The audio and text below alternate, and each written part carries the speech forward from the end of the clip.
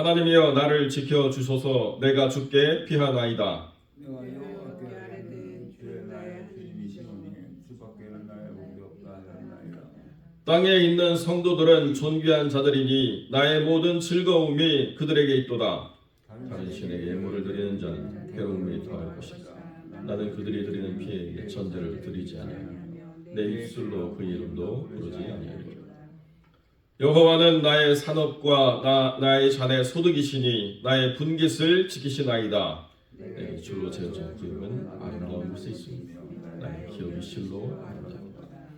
나를 훈계하신 여호와를 송축할지라. 밤마다 내 양심이 나를 교훈하도다.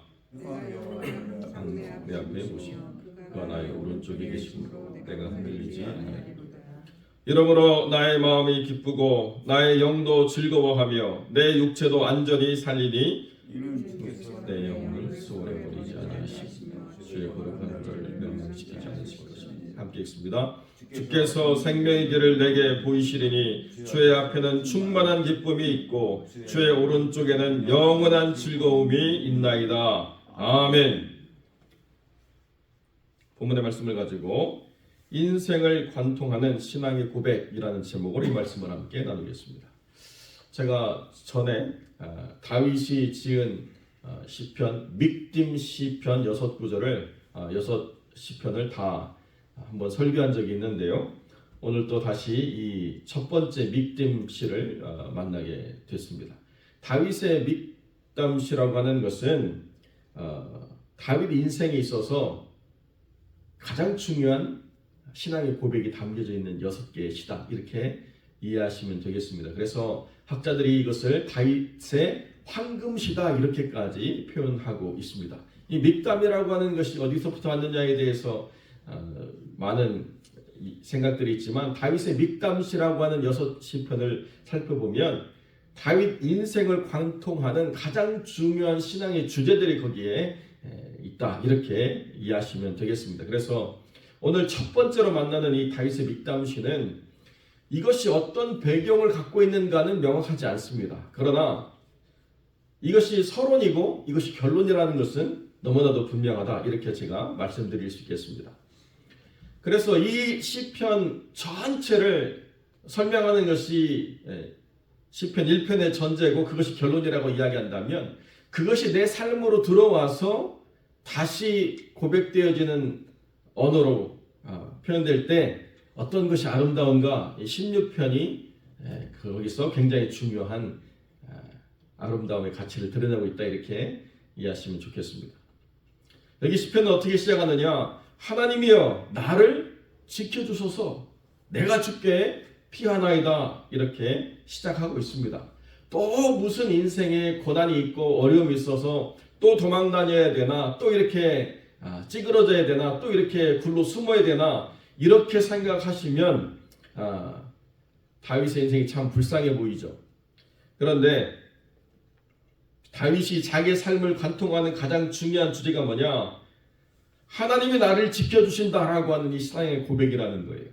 하나님이 나를 지켜주신다라고 하는 이 신앙의 고백이 어떤 것이냐?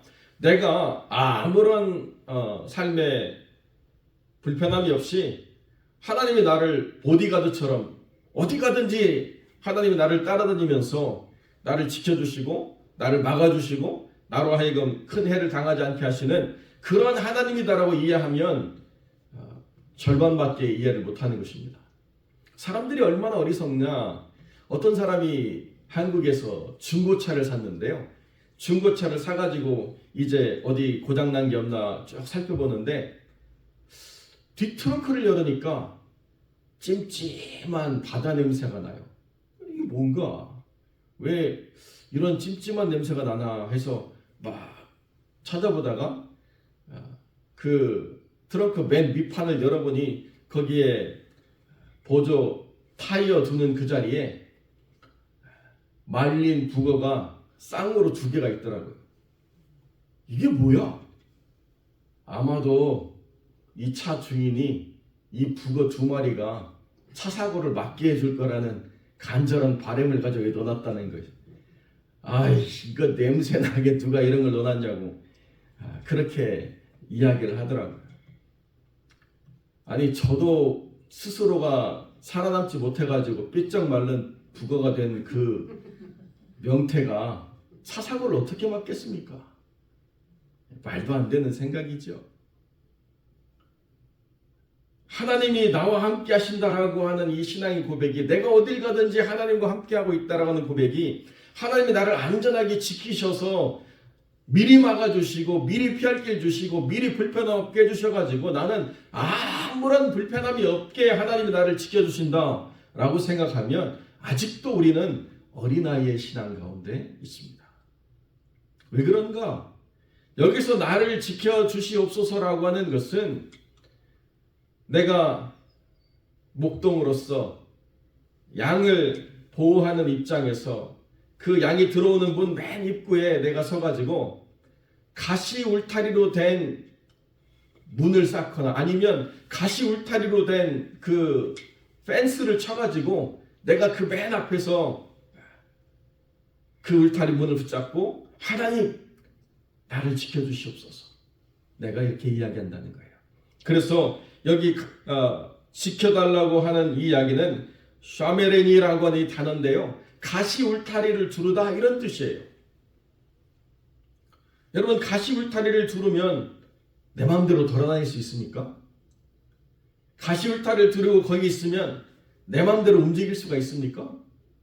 그거 되어지지 않는 것이죠. 답답하고 불편하고 힘들고 때로는 왜 이렇게까지 내가 있어야 되나, 억울하고 이렇게 사는 것이 맞나 고민스럽고 이런 생각이 들 때가 있다는 것입니다. 그런데 다윗이 이것을 인생의 눈으로 바라보지 않았다는 거예요. 하나님이 나를 지켜주신다라고 하는 이 역사를 통해서 내 삶의 가시 울타리로 둘러 내가 옴짝달싹 못하고 여기 이렇게 갇혀있는 것 같은 이 상황 속에서 내가 깨달아가는 하나님이 나의 복이라는 사실이 무엇인가를 다윗이 다시 한번 영의 눈으로 살펴보게 되었다는 것입니다. 내가 내 뜻대로 내 마음대로 내 생각대로 살아갈 때는요, 내가 이 땅에 내 기업, 내 소득, 내 분깃이 막 이렇게 깔려 있는 것 같아요. 그런데요, 어느 한순간 그것이 다 의미가 없다라고 하는 것을 깨닫는 순간이 뭐냐, 나를 두르는 가시 울타리 이외에는 나를 지킬 수 있는 것이 아무것도 없다라고 하는 것을 깨달을 그때 나의 정말 진정한 나의 기업이 누구냐, 내 소득이 뭐냐, 내 산업이 뭐냐를 내가 영의 눈으로 다시 깨닫게 된다는 것입니다. 이것이 가시 울타리 안에 있는 은혜라는 거예요. 하나님만이 내 소득이고 하나님만이 내 기업이고 하나님만이 나의 분깃이다라고 하는 것을 깨닫는 이 은혜를 내가 언제 깨닫느냐, 내 마음대로 돌아다닐 때는 깨닫지 못한다는 거예요. 내 마음대로 집 짓고 살아갈 때는 알지 못한다는 것입니다. 내 마음대로 창고를 쌓고 내 마음대로 소득을 거기에 둘 때 이게 내 소득이구나를 생각하지, 하나님이 나의 소득이라고는 생각하지 못하는 인생의 시간들을 살아가게 된다는 것입니다. 그런데 언제 하나님이 나의 소득인가를 깨닫느냐, 내가 가시 울타리 속에서 갇혀 있을 때, 나의 대적이 그 가시 울타리를 넘어서지 못하고 내가 거기서 생명을 보전받을 때, 그때 하나님만이 나의 산업과 소득이 되시는구나를 깨닫게 된다는 것이죠. 그 이전에는 내가 마음대로 줄긋고 다니고 내가 마음대로 내 땅이라고 선포하고 내가 마음대로 거기가 나의 기업이라고 선포하고 다녔다는 것입니다. 그것이 아무런 의미가 없는 내 헛된 바램과 시간들이었다는 거죠. 여러분, 어릴 때 우리가 겨울이 되면 여러 가지 놀이를 참 많이 했습니다. 구슬치기도 하고 뭐 자치기도 하고 여러 가지 했는데요. 여러분, 혹시 땅 따먹기라는 게임 해보신 적 있습니까? 막 이렇게 튀겨가지고 다시 자리로 돌아오면 그게 내 땅이다라고 막 선포하죠. 막 그렇게 아이들하고 놀다가 어머니가 밥 먹으라 그러면 다 버리고 뛰어가지 않습니까? 그 다음날 그때 그 어떤 게 내 땅이야 말하는 친구는 하나도 없습니다. 그냥 그것은 그때 재밌게 놀았던 놀이일 뿐이에요. 내가 돌아가야 될 내 집은 어머니가 부르면 가야 되는 그곳에 있는 것이지 내가 마음대로 즐거웠다고 해서 그게 내 땅이 될 수는 없는 거죠. 인생의 날도 마찬가지라는 거예요. 하나님이 오라고 하시면 아무리 이 땅에 많은 줄을 긋고 이게 내 땅이라고 외쳐도 다 내려놓고 가는 것이 인생이라는 것입니다. 그렇기 때문에 하나님이 나의 기업이 되심이라고 하는 것을 내가 깨닫기 위해서 하나님께서는 계속 내 인생에 하나님을 신뢰할 만한 중요한 순간들을 우리의 삶에 중요한 이정표처럼 새겨놓으실 때가 있다는 것입니다. 여러분, 어떤 연예인이 나와가지고 자기 신앙의 간증을 하면서 자기 누님 이야기를 하는데요. 그게 또 쇼츠로 올라와가지고 전체 영상을 봤지만 그 쇼츠를 또 보게 되면서 다시 은혜를 받았는데요. 자기 매형하고 누나하고 미국에서 승승장구하면서 뭐 대저택에 살고 뭐 아쉬울 거 하나도 없고 어마어마한 돈을 가지고 잘 살았다는 거예요. 그런데 서브프라임 모기지 사건 일어나고 뭐 여러 가지 그때 괜히 이 돈 저 돈 다 끌어다가 무리하게 사업을 확장하고 투자했는데요. 한순간에 그렇게 모든 것이 유리조각이 되고 그 큰 집 다 잃어버리고 그 멋진 사업장 다 뺏기고 원베드룸 아파트에 4명 식구가 살면서 뉴욕 거리를 돌아다니면서 물건을 팔아야 되는 그 위치까지 떨어졌다는 거죠. 그래서 부부가 고민하다가 이렇게는 못 살겠다. 우리가 그냥 깨끗하게 아이들과 함께 삶을 정리하고 끝내야 되겠다. 그렇게 마음을 먹었는데 아내가 갑자기 드는 생각이 그래도 마지막으로 우리가 죽기 전에 하나님 옆에 나가서 기도는 하고 좀 죽고 싶다. 그래서 남편이 그러자고 했는데 또 차에 기름 넣을 돈이 없어가지고 차가 움직이지 못하는 거예요. 그런데 하나님께서 어떤 권사님을 통해서 그 삶을 인도하셨는데요. 그 권사님이 오늘 우리 예배 있는데 교회 나오라고. 근데 차에 기름이 없어서 못 갑니다고 말을 못하니까 차가 고장이 나서 못 가요 이렇게 이야기했더니 내가 데리러 갈게 해가지고 그 권사님이 데리고 와서 예배에 다 앉아있는데요. 그날 정말 가슴속 깊이부터 올라오는 그 눈물로 많이 울고 은혜 받고 돌아왔다는 거예요. 그리고 난 다음에 내가 죽어야 될 이유가 아니고 내가 살아야 될 이유를 하나님한테 다시 발견했다는 거죠. 그 이후로 하나님께서 길을 여시고 또 은혜를 베풀어 주셔서 더 풍성한 은혜로 하나님의 영광을 드러낸 삶이 되어가지고 그 교회에 자업 못 구하고 힘들고 어려운 사람들 자기 직장 다 자기 기업으로 인도해가지고 직장 갖게 해주고 먹고 살게 해주고 그렇게 열심히 교회 섬기고 충성된 일꾼으로 거듭나게 되었다 이런 간증을 하더라고요. 인생의 가장 절망스러운 그때에 죽어야 되겠다라고 밖에 생각할 수 없는 그때에 하나님이 나의 기업이라고 고백할 수 있는 힘이 어디서 오느냐?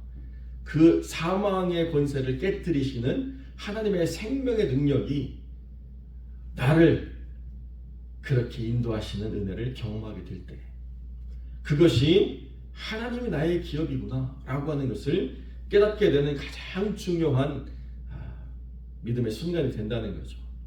그러니까 그렇게 하나님을 경험하는 그 하나님에 대한 경험이 내 인생에 있다라고 하는 것이 얼마나 소중하냐. 내가 행여라도 하루를 살아가면서 다른 생각, 다른 마음, 다른 뜻을 품을 때 내 양심이 나를 교훈한다는 거예요. 너 왜 아직도 하나님이 너와 함께 하셔서 은혜를 베풀어 주시고 살아가게 하신 그 중요한 하나님의 가르침을 깨닫지 못하고 또 네 생각으로 네 뜻으로 살아가려고 하느냐? 돌이켜라 라고 하는 것이 내가 하나님과 함께 살았던 삶의 흔적으로 말미암는 내 속에 깊이 박힌 내 양심의 교훈이라는 거예요. 너 네 능력으로 안 살았잖아. 너 네 힘으로 살아온 게 아니잖아. 네가 정말 힘들고 어려울 때 하나님이 너 살려주셨잖아 라고 하는 중요한 신앙의 고백이 날마다 자기를 돌이키게 한다. 이것이 다윗의 고백이라는 것입니다. 인생을 통틀어서 다윗이 하나님 안에서 여러 모자란 모습도 보이고 뭐 많은 실수도 있었지만은 그럼에도 불구하고 하나님이 다윗을 믿음의 표본으로 드러내신 이유가 뭐냐? 완벽한 인생이기 때문에 그런 거 아니라는 것입니다. 중요한 것은 인생을 관통하는, 단절되지 않는 인생을 관통하는 믿음의 중요한 핵심이 그 삶에 있었다는 거예요.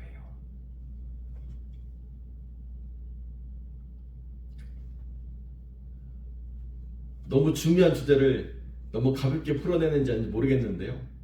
여러분 어디 가서 김밥을 샀는데요.